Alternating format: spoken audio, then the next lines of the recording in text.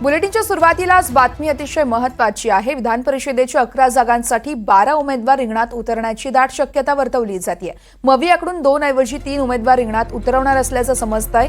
तर मवियाकडून काँग्रेसच्या प्रज्ञा सातव, शेकापचे जयंत पाटील आणि ठाकरे गटाकडून मिलिंद नार्वेकर निवडणूक लढवणार आहेत। मिलिंद नार्वेकर अर्ज भरतील। यावेळेस उद्धव ठाकरे देखील स्वतः त्या ठिकाणी उपस्थित असणार आहेत। तर थोड्याच वेळात विधान भवनात अर्ज भरण्यास नार्वेकर जाणार असल्याची देखील माहिती आहे।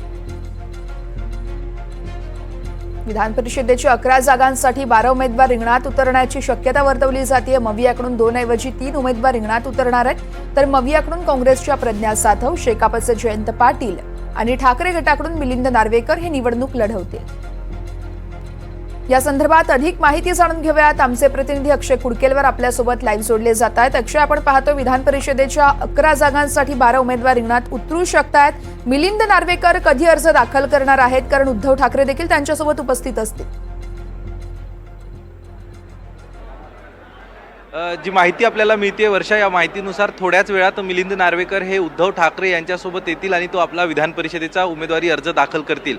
आपण जर संख्याबळ बघितलं तर एकूण आमदारांच्या ज्या संख्या आहेत या तुलनेत महाराष्ट्रामध्ये 11 विधान परिषदेच्या जागा आहे आणि या 11 पैकी 9 जागा हे महायुतीकडे आहेत। तर 2 जागांवरती महाविकास आघाडीचे उमेदवार हे बिनविरोध निवडून येऊ शकत होते, अशा पद्धतीचं चित्र होतं। मात्र आता ही निवडणूक जी आहे ही बिनविरोध होणार नाही। या निवडणुकीमध्ये मिलिंद नार्वेकर यांची उमेदवारी जाहीर झाल्यानंतर एक मोठा ट्विस्ट देखील वाढणार आहे। मात्र हा ट्विस्ट जरी वाढला असला तरी नेमकं मिलिंद नार्वेकर महाविकास आघाडीची मतं फोडतात की महायुतीमधनं मिलिंद नार्वेकरांना समर्थन मिळतं हे बघणं तितकंच महत्त्वाचं असणार आहे। थोड्या वेळात मिलिंद नार्वेकर आपला उमेदवारी अर्ज दाखल करतील।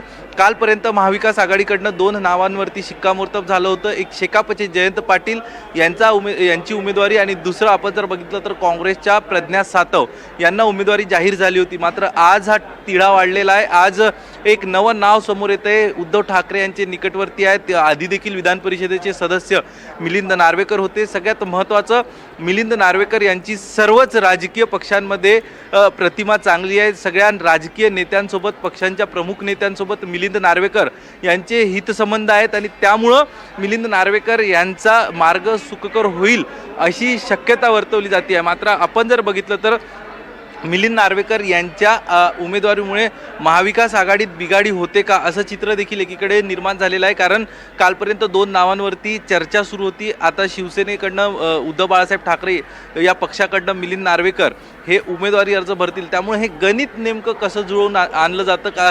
राज्यसभा निवडणुका झाल्या होत्या 2 वर्षापूर्वी, तशाच विधान परिषद निवडणुका झाल्या होत्या, त्यावेळी ज्या पद्धतीचं काही छुप्या पद्धतीने मतदान झालं, असं मतदान या ठिकाणी होतं का?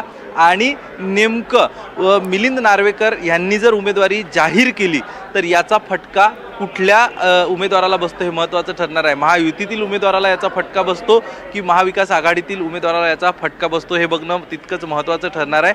मात्र महाविकास आघाडीत बिघाडी देखील होऊ शकतं मिलिंद नार्वेकर यांच्या उमेदवारीवरनं। अगदीच अक्षय, खूप खूप धन्यवाद। तुम्ही दिलेल्या सविस्तर माहितीसाठी। या संदर्भातले प्रत्येक अपडेट तुमच्याकडून जाणून घेत राहणार आहोत। तुर्तास धन्यवाद।